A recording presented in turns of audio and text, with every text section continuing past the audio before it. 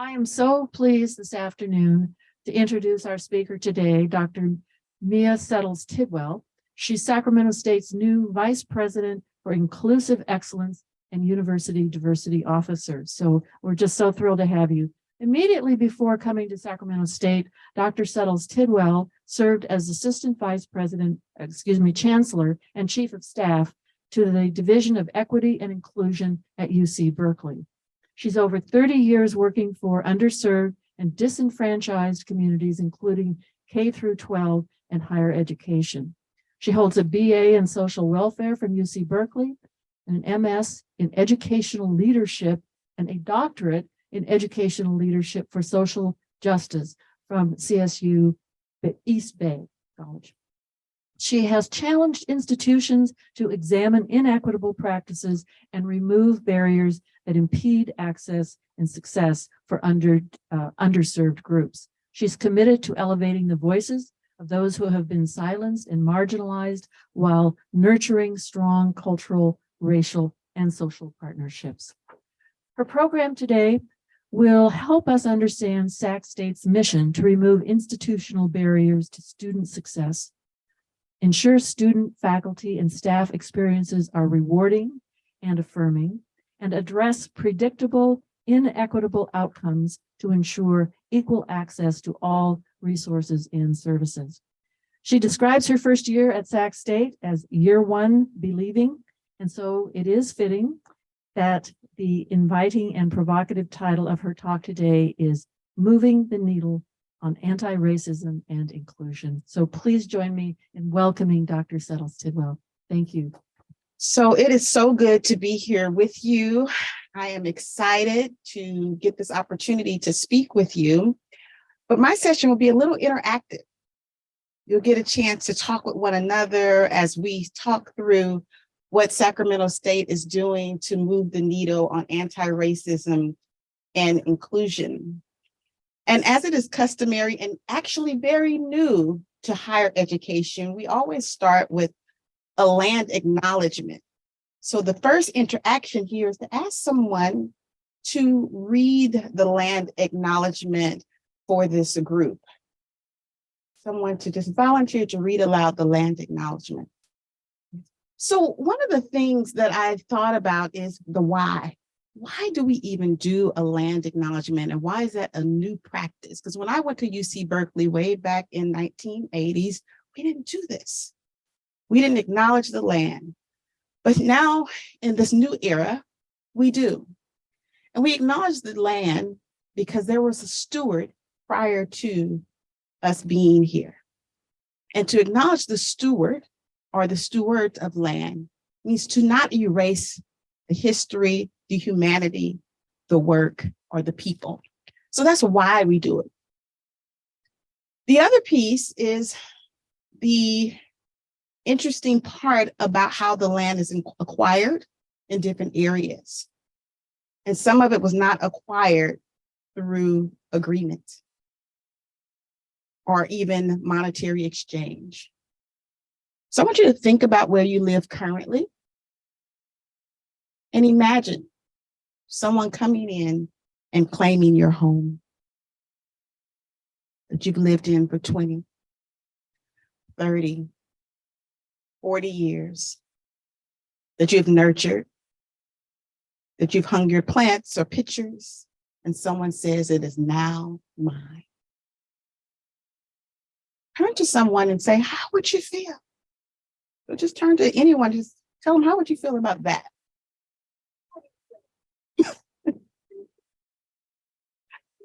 I love it. Exactly. Pretty terrible. It's my stuff. Why did you touch it? So we acknowledge that that happened, and we kind of usher into the space truth-telling. So this is going to be a session about truth-telling, just talking about truth, even when the truth is painful. So I'll go to the next slide.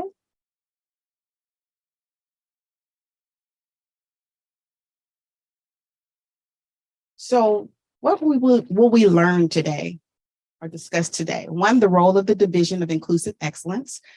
That's also something new to universities, is money spent on this idea of being inclusive and excellent. Diversity, equity, and inclusion. And the truth is, not everyone agrees that it needs to be on the campus. Not everyone agrees that this is important work. So we bring that truth here. And it's actually okay to speak that part of the truth too. The second piece that we want to learn today is, what is the Antiracism and Inclusive Campus Plan? What is that thing? How does it work? And why are we considering it our North Star? Where we're going, where we're pointing to the direction. In our 75th year as an institution, the institution was built around certain ideals and values. And we're not saying those values were not important or didn't set us on the right course or direction. It just wasn't a course that included all. And it wasn't a course that actually wanted the diversity that you see today represented on our campus.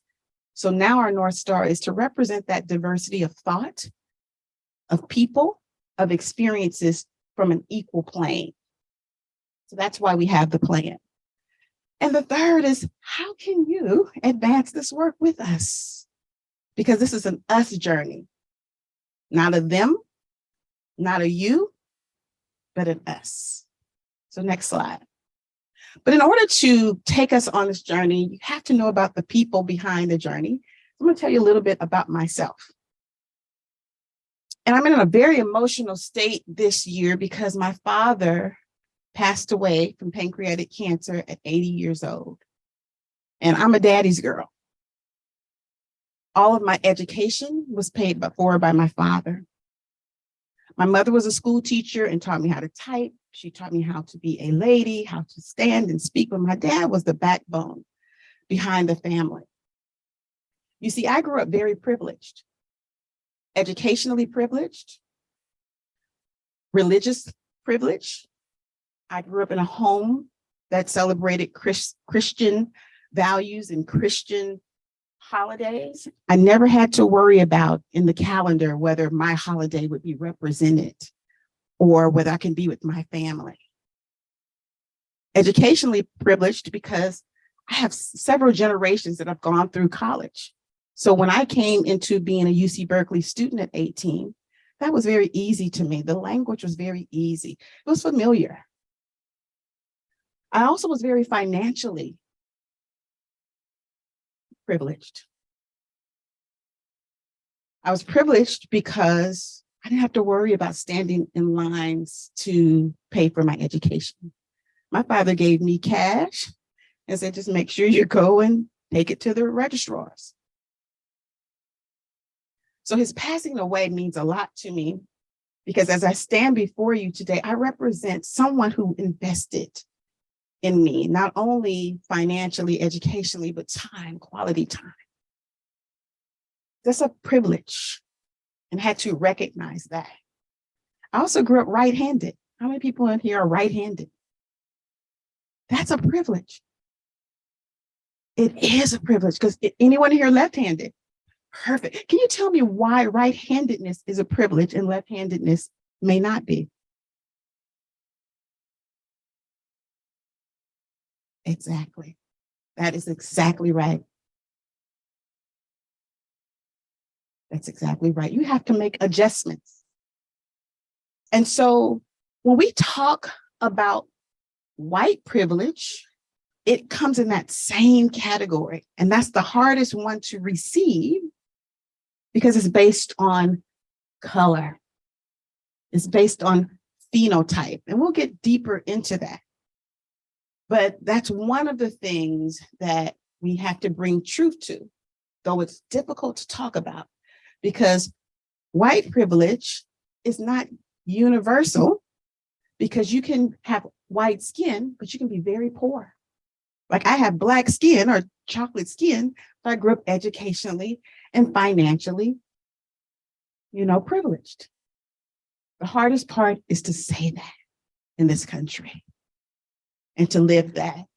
So part, again, my truth is to recognize my privileges so that I can use them to open doors for others, so that I can use them to advance. the agenda of making sure that we have equality and humanity and the democratic values that our country is founded on. So next slide. So that's me as a person. But me as a professional, I stepped into Sacramento State and had the wonderful opportunity to meet and interview with Dr. Robert Nelson, who I think is one of the most extraordinary leaders in higher ed of our time. Yeah, you can give him a big hand. I agree with that. And in my interview, I asked him structurally, will I be able to design a division that would actually help us to move the agenda on anti-racism and inclusive campus work? And he said, yes. And I took him up on that. And so I wanted to give you this timeline really quickly of where this work began and where is it now and where is it going. So in 2016, the office was kind of developed, but it was developed under the president's office with only 1.5, what they call FTE, full-time employee. Fast forward, by the time we reached 2019, they had entered the Office for Equal Opportunity. That's the office that works with all of the discrimination, sexual harassment, Title IX complaints, everything that you see in the news today. That office was brought into the division to look at all of those factors, all of those things that happens on a campus that surrounds discrimination, harassment, retaliation. But 2021 is actually when I started, November 8th. So I'm coming up on my 1-year anniversary. And I was able to bring together 2 new offices within the division. And one office is the Office for Cultural Transformation, which I'll talk more about in the next slide. And then the other office, which I'll talk about in later slides, is the Office for Disability Justice. Because when we think about the academy, it was also not really made for those who had a disability. So our office handles everything around inclusiveness, around excellence. So this is an academic enterprise, but also has a lens on those who were left out from the beginning design, and is to impart newness into the design that includes all. Now, what's unique about the work that I do and how I've brought it to Sac State? Yes. I need to get up there. Hold on. Oh. You got it. That's exactly right. We're going to get deeper into that. Oh, cultural transformation. What does it mean? We're transforming the culture. What culture? What are you doing?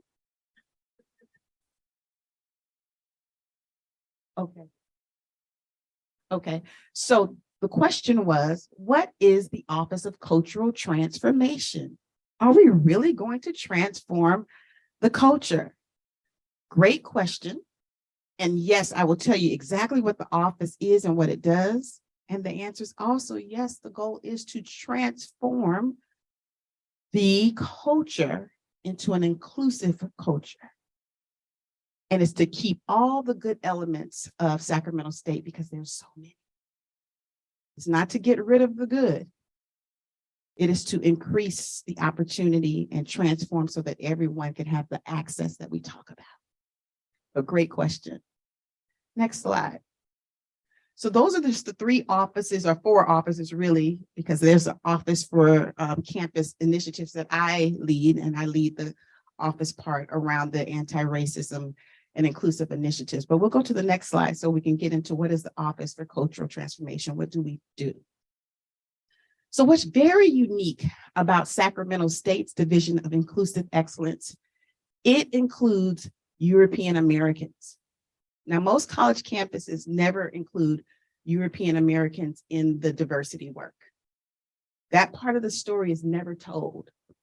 And so that's what's so unique about the way we're going to do it here at Sac State, is when we say inclusive, it is all, not some, not quote, just marginalized groups or minoritized groups, but all, because there's not one movement, civil rights movement, any other movement that did not happen with us all coming together to say yes. Voting movements, women's rights movement. So we need all. But what do? So we have a large campus. We have many colleges and departments and divisions. So the Office for Cultural Transformation comes in and help to transform the culture based on what that department says it needs. So for instance, you may go to an engineering department and find that there are not a lot of women in the engineering department. So you say, hey, I want to transform that so it's more women in the engineering department. How do I do that? Our office will come in and help you create a plan for making sure that women are included. Or you may have another office that says, I don't have an inclusive experience in a classroom for folks with disabilities. How do I make my classroom more inclusive? We come in and we help you transform your office or your classroom to be more inclusive for persons with disabilities. So we take whatever you say your issue is in context, and we help usher you through it. Why? Because no one taught us how to do diversity work. There's no blueprint for it. So we had to create our own. Next slide. So what's our blueprint? First, we're culturally grounded, and that does not mean overall the culture of the campus. We're grounded in the culture of a department. We're grounded in the culture of a center or a classroom, because each of those have micro cultures and climate. President Nelson has already decided that the climate and the culture of Sacramento State will be student-centered. We don't need to change that. We don't want to change that. There's already a cultural grounding that we have a shared governance structure. That's a culture. But when you go into other micro cultures, sometimes there isn't shared governance within departments, within classrooms. So we help to shape where there isn't inclusion. We help to infuse inclusion into that particular culture. Next slide, please. We also believe this work is human-centered. It is centered on the human experience. We see everyone as people, and their experiences matter. So it's not just about someone transactionally advising or someone transactionally experiencing a student as a number or a staff person as a number or just a worker. It's about a human experience. So we center it in the human experience. Next slide. And then we also are data informed, not data driven. Why are we data informed? Because the data tells us something. It gives us some kind of compass as to where to go. So if I looked around this room, there's some data here. Beautiful data, rich data, and wisdom. So that's going to inform my talk. Had you been a group of freshman students, I'm going to speak differently to a group of freshman students than I am going to speak to this audience. Why? Because the data is informing the different way I need to interact and make this human experience culturally grounded and relevant for this audience. So that's what we do in Office of Cultural Transformation. We go in and we transform the culture based on what the group wants, and it's co-constructed. It is not top down, and it's at the pace of that group. So some people say, hey, start me at the very beginning. I need to know the names of what this means and how you're defining it. Others like, I've been doing this for years. I just need your small help with this one thing. So that is a part of what we do in the Office for Cultural Transformation. Next slide. Now, we're going to talk about a taboo subject. Race and racism. I would like for you to turn to another neighbor, a different neighbor, and share the first time you've ever experienced something that dealt with race. The first time, you could have been a witness to it, you could have been a person who experienced it yourself, but the first time you may have recognized race or had a racialized experience. So share with a neighbor, someone here that you could talk to. All right, so thank your partner. And again, this is a room of truth. So is there anyone who would like to just share to the group their experience? Because I'm going to share mine really quickly, but anyone here want to share their experience when it comes to race?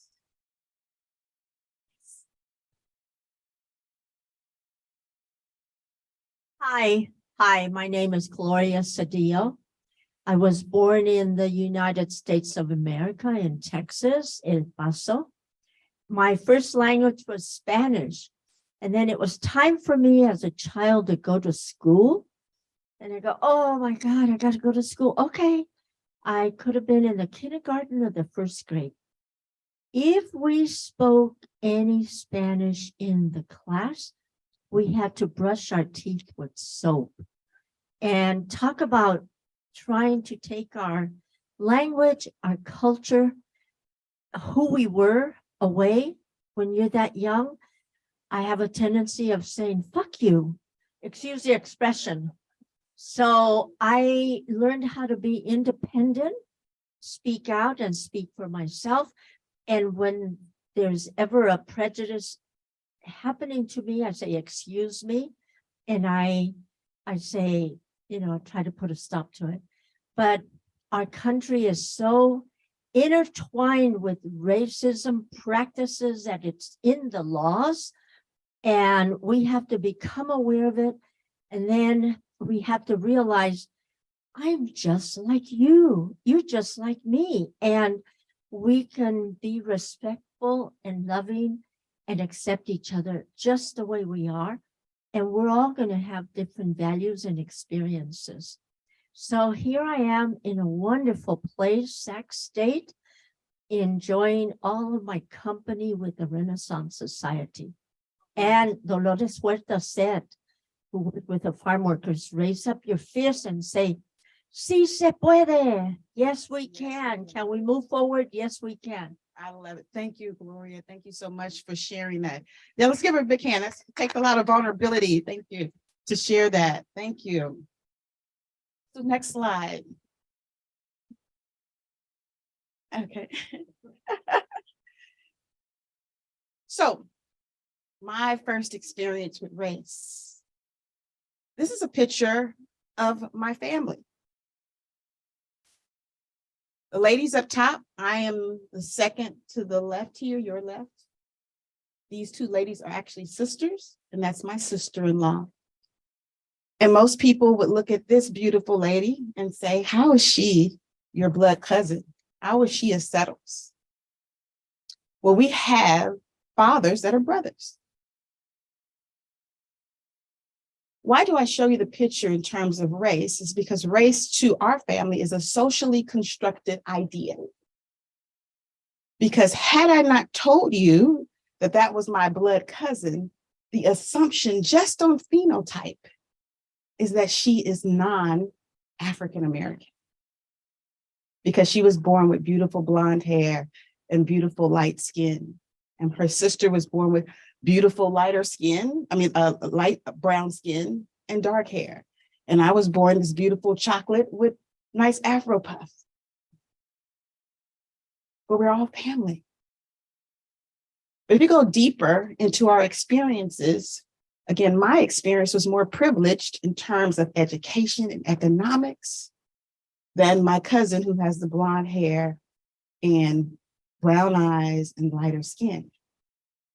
Yet she's quite aware that other doors were open for her because of her blonde hair and light skin. And so I learned very early on to talk about the social construction of race. That is not real, but we live by it. We assume by it. So part of the anti-racism and inclusive campus plan is for us to practice to be anti-racist. That means against it. That means to intentionally tell ourselves that we're not going to look at this picture and assume anything about the person just because we see a phenotype difference. We're going to actually intentionally learn of everyone's experience. And we're going to take people for how they show up in our lives, not generalize based on what the world had done to divide us. Next slide. So I often say we all have inherited isms and phobias, and we are situated very differently to address those. What do I mean by that?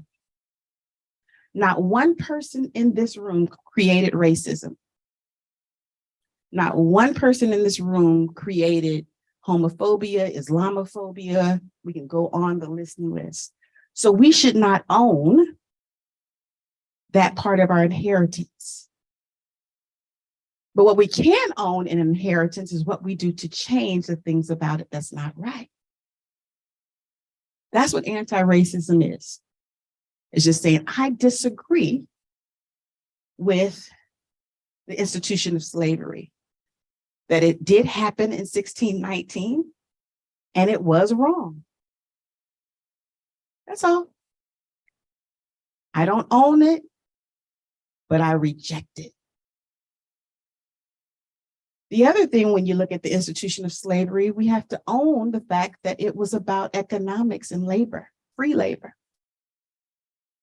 And as we go down this list of how racism systematically indoctrinated us into this inheritance, we see words like Indian Removal Act. It was law. Chinese Exclusion Act, law. Immigration Act, law. Undesirable Alien Act, law. So this is what we mean by systematic. It does not indict any individual person, but it does interrogate and question a system that was designed to make us look at each other and say, you're other, you don't belong. And it was designed so well that in 1978, you have this thing called the replacement theory. This is where poor white said, you will not replace us. Because even in that economic system, it created even a divide within our white communities, our European American communities. You had the rich and the poor, and no one wants to be on the bottom realm. So this creation is something we need to reject. And we can go on and on and on and on and on. So I put that up there so you can see that it is systematic, it's not individual. I think Gloria said it best around policies and practices. That's what being an anti-racist means. It means I am going to create policies and practices that change this type of history. I'm not going to accept it, maintain it, perpetuate it, or just live with it. I'm going to do something about it. Yes. Did the anti-racism movement, did it begin under one of our recent presidential administrations? Oh, wow. What a great question. So Ibram X. Kendi, Ibram X. Kendi is an author who went through a heuristic journey, a journey of self-discovery, because he realized he himself was perpetuating racist, and he's an African-American looking person or identifying person. And he noticed that he was perpetuating racist ideas about his own ancestry and people. And so he said, in his view, everyone is racist. He said, so therefore we have to practice being anti-racist because we've learned to look at people and decide who they are, what their trajectory in life will be based on the color of their skin or based on their language, based on their ability, disability, based on their sexual orientation.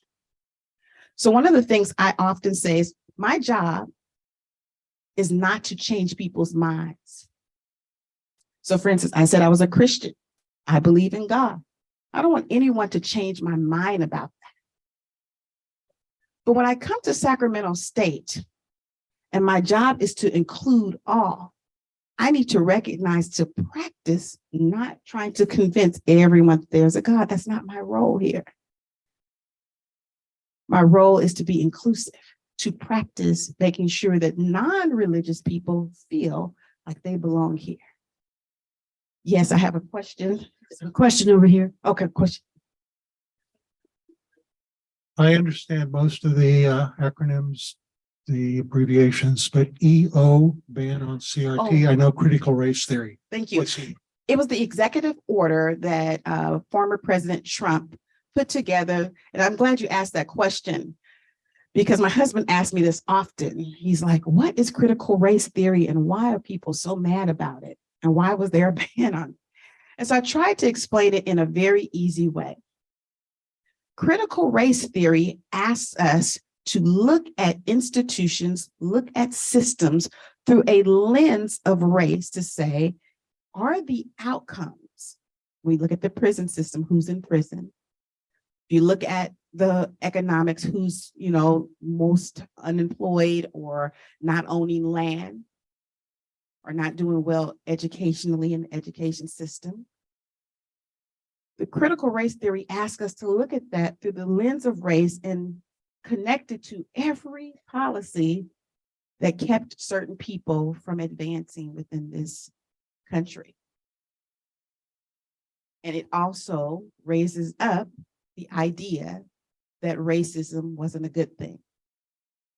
And so the ban on critical race theory, former President Trump was trying to say, let's not talk about that because it's divisive and it makes people who are European American feel bad. But what he forgot in all of that is there were so many European American people who were abolitionists. And we rarely raise up the abolitionist side of the European American story. And that's why I am here, to make sure we talk about that positive part of the story so that we don't typecast European American people as the only people who perpetuated racism, because they were not. So it's about telling the truth of history and not just telling a part of history. Yes. Oh, I just wanted you to be very careful because sometimes you go through fads and you have, we're going to abolish this or we're going to promote that. And you have to be very careful because there's very seldom is there one right answer. I 100% agree with you. One, it took a long time for racism to be embedded in the way we do things. So it's going to take a long time to undo it. The second thing you said, that's such a great point. There's not one way to do things. But if we study even the academy, it was based on one culture, not people, but one culture. It was based on white, male, elite thought. How many people feel left out of that when they hear white, male, elite thought? Right, several of us in this room do not fit in that. So you're right, it should never be based on one culture or one people or one ideology. Okay, next slide. So, of course, we've seen a lot in the headlines. We saw the public murder of George Floyd, where a cop put his knee on his neck, though he was calling for his mother. He would not release until the man was dead. And unfortunately, we all had to witness that. And I think it became an awakening. And I love this quote from Dr. Martin Luther King Jr., where it says, "An injustice anywhere is a threat to justice everywhere." So once I let it happen to this gentleman and turn my head, that means it's going to happen to her, me. That's why I said we're in this together. We were in COVID-19 all together. And that was an awakening. It was a health scare that we all had to experience, and we all felt very marginalized, minoritized, controlled in that. And so we all had our first taste of what it feels like to be othered, to be limited, to be told what to do, when to do it, how to do it. And that has been the experience for some since they were born. Next slide. So what do we do now at Sacramento State about all this history, about watching someone pass away right before our eyes? We have to first start with believing. And that's the concept that I brought to Sac State, that we're believing that we have some problems, but we're also believing we can do something about it. I'm looking around this room, very powerful people, very wise people, people with lots of experience. The Renaissance Society can do something about it. It's a choice. So we're in year one believing, and our murals on October 24th about this concept of believing will be unveiled at 1 p.m. Santa Clara Hall. And I hope you come out to see these beautiful murals on our campus that will talk about, we believe that we have some problems at Sac State, but we also believe we can do something about it. In years 2 and 3 of this anti-racism plan, we're going to become. Becoming means that we're going to look at our policies, our practices, our language, the way we do things, and we're going to switch them if they do not have the outcomes that create access and inclusion for all. So if you are poor and need financial aid, but you're not getting it for some reason, we want to change that. We want a policy that get you closer to being able to access education. If you are a student with a disability, we're going to make sure that that disability is addressed. So that's becoming. And then years 4 and 5, we're going to be in the being stage. That means we're going to measure everything that we've done to transform to see if we really have become more inclusive. Have we become more anti-racist? And it's not done from there. Once we go through this 5-year cycle, we're going to probably have to start all over again, believing that we have new problems, but also believing we've done something and can do something about them. Next slide. So we have a plan, and we also have 27 goals this year and 200 action steps. How many of you have seen all the anti-Semitism and hate that has been spewed out around not only our campus, but UC Davis and everywhere else? Terrible. We had to put a goal together to make sure we have action steps to do something about that. Because sending out a Sac SIN doesn't change it. We want to be proactive. I really appreciate Galvin Newsom's bill that's out around,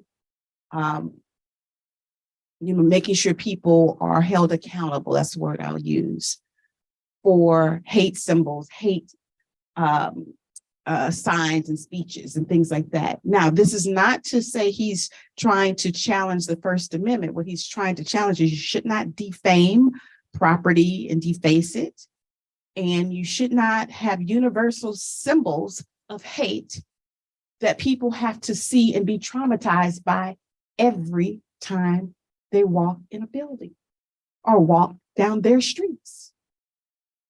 So our goal, we have a goal in there around anti-Semitism. Very, very important. Next slide.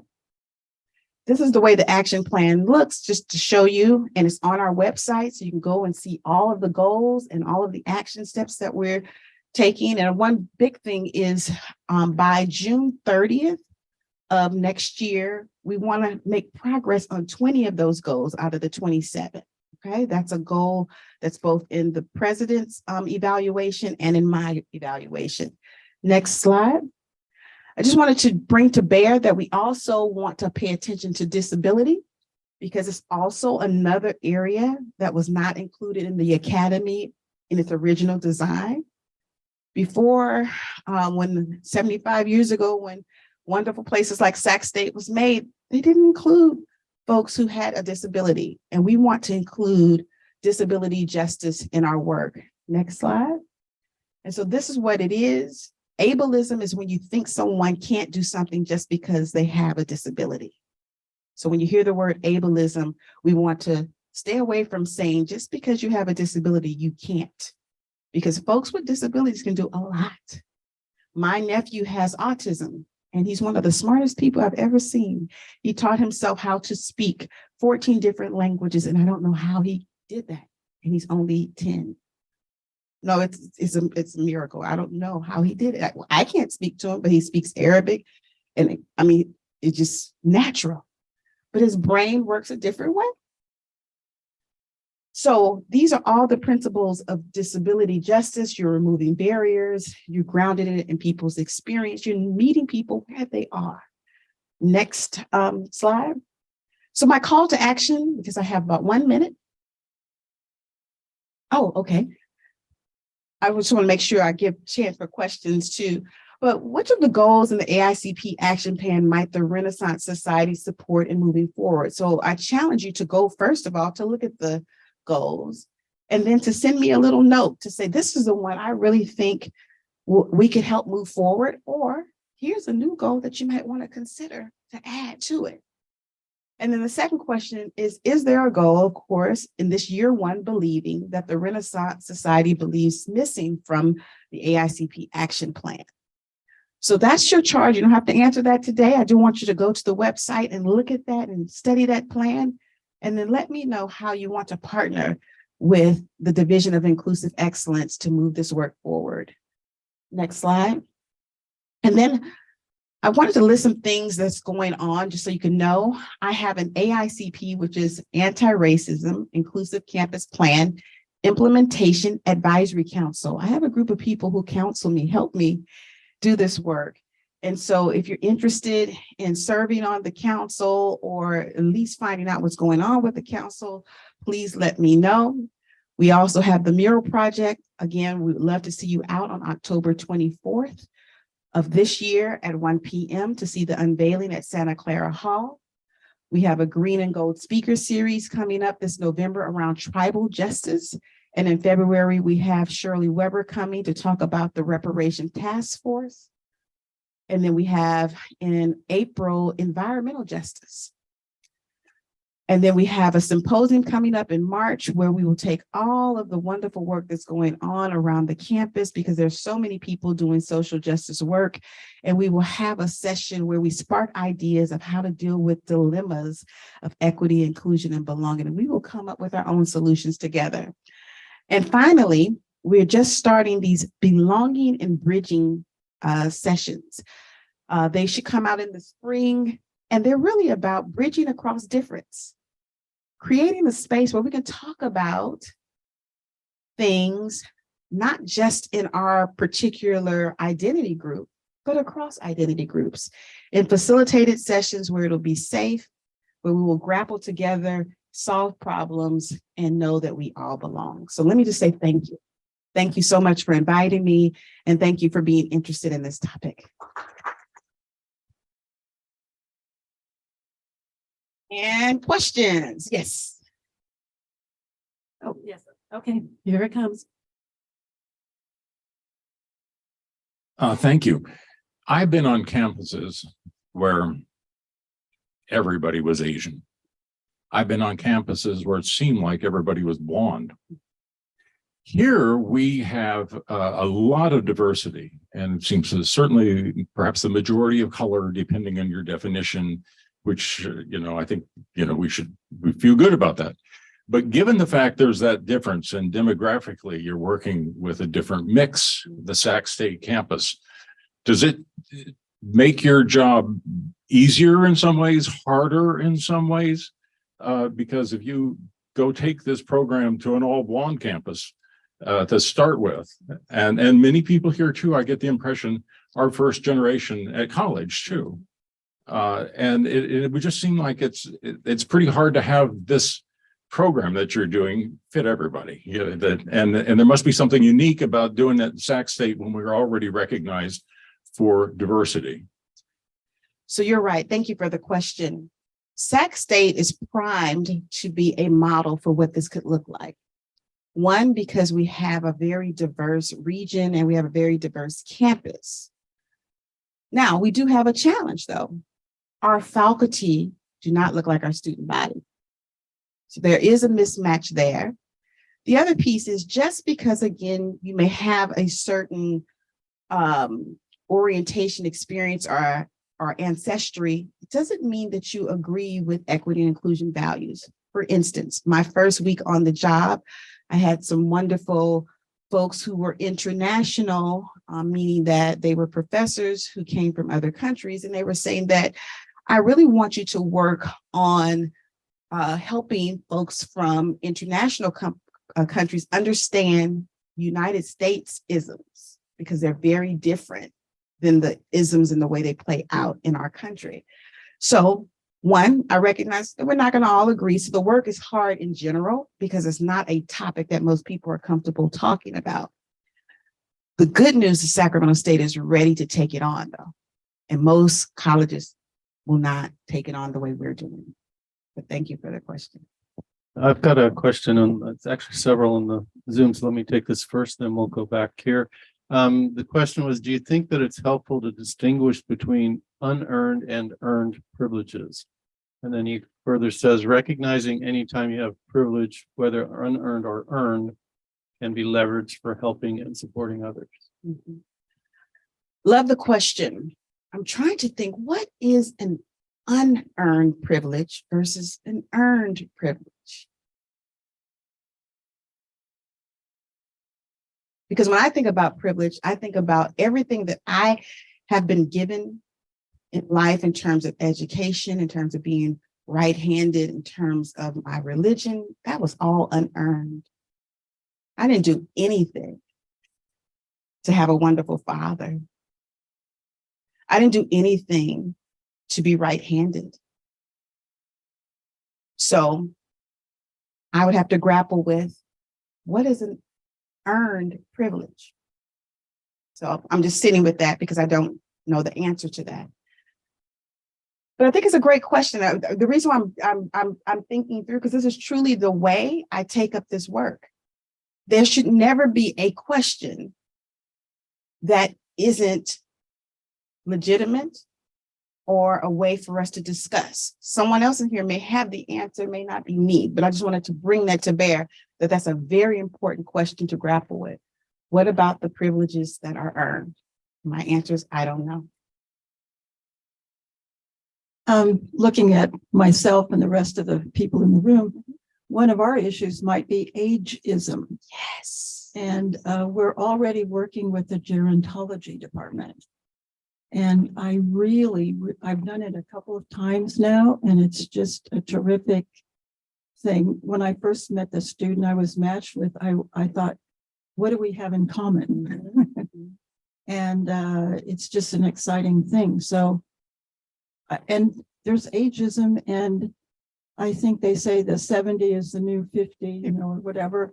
So I think we have a lot of abilities, and I think maybe the youth are a little afraid of us. And I think maybe they think it's weird to see us on campus. I don't know. It would be fun to kind of explore that. I love that idea.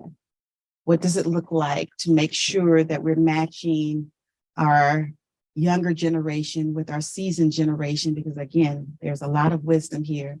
It wasn't until I lost my father that I realized everything that he said and had experienced and seen. He had a lot of answers to some of the problems today.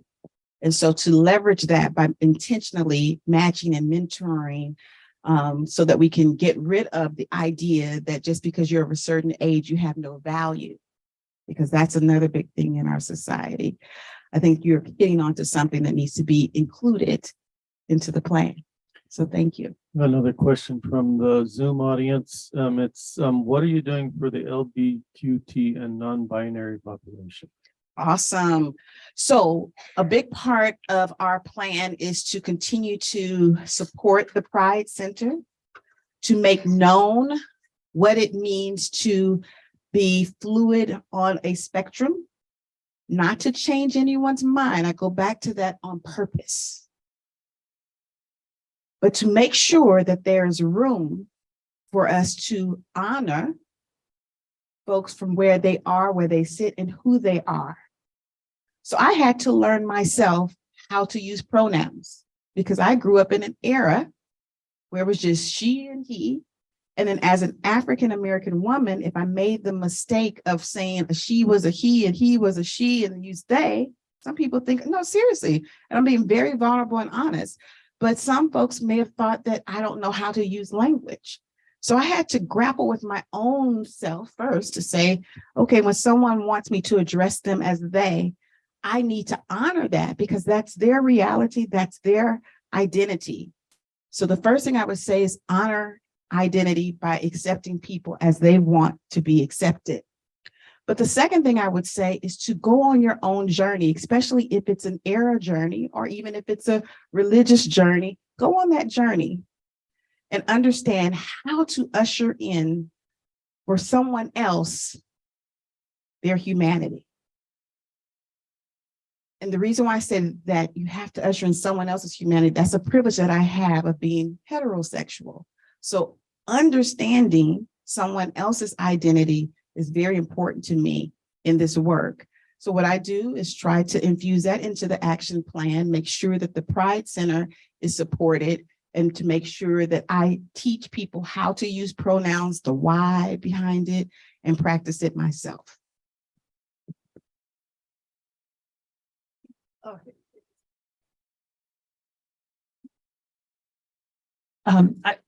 You just brought up a little bit ago the opportunity for being a mentor, like the gerontology program has offered to so many of us. And I think everybody who has participated would say it was an incredible experience. I've mentored, 10 different students over the years. But I'm curious, since it seems as though each year they have an abundance of mentors signing up, aren't there other classes, programs, departments that could use mentors like us? 100%. And I know my division could use mentors like you. So yes, again, this you have me thinking about how do we craft a goal around ageism and then create a wonderful opportunity of bridging across age and invite other departments to, leverage the wonderful resource in this room. So I love the idea. I think it's under your department, Mia, the You Mentor program.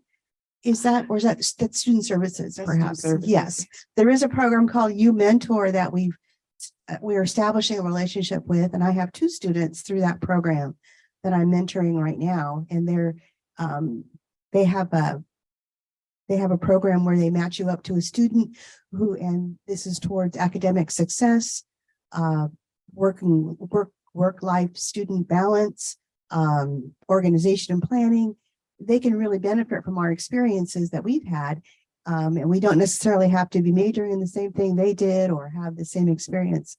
But that's another area where we could use mentors. Thank you so much for bringing that up. Yes, You Mentor is awesome. It's not in my department, but I think it would be my job to go to the You Mentor leaders and say, make sure you connect with the Renaissance Society because they're willing and able to mentor. So thank you for that. So we only have time for one more question, One more? and we have quite a few in the chat or in the Q&A online. What I'd like to do is, with your permission, I will send out your email address to everyone who's on this, and maybe they can reply you directly if someone has a question that didn't get answered. Can you send it to my diversity? Where you just email? tell Yeah, me where, tell me what it is, and I'll send whatever one you want. And then also we'll include the links to some of those things that you showed during your presentation. I thought I'd give this person a chance. I've had this question in a while. It said, how can you help our Renaissance Society become more ethnically diverse? I can't speak. I love it. I love it. I love it. So, couple of things. One, I would give you a charge to find one friend who do not share your ancestry or culture and invite them. for me, I will promote the Renaissance Society to those who I connect with. And I think a couple of people were asking where was I going after the placer, and I shared with them about this, and they were enthused because they are also a part of a senior status. And so they were interested in my experience here, and I'm going to tell them it was a wonderful group. I think they should join. So that's how I can help. Okay. So thank you. Thank you so much. Yes, yes, okay. Thank you so much, Dr. Settles-Tidwell. This was really wonderful, very thought-provoking. She even gave us homework. So yeah, so remember to do your homework. As a small gift from the Forum Committee, we'd like to give you a free membership in Renaissance Society for the next semester. And we will also be giving a monetary donation to the Seth Nelson Student Emergency Grant Fund in your name. So thank you very, very much. We really appreciate it.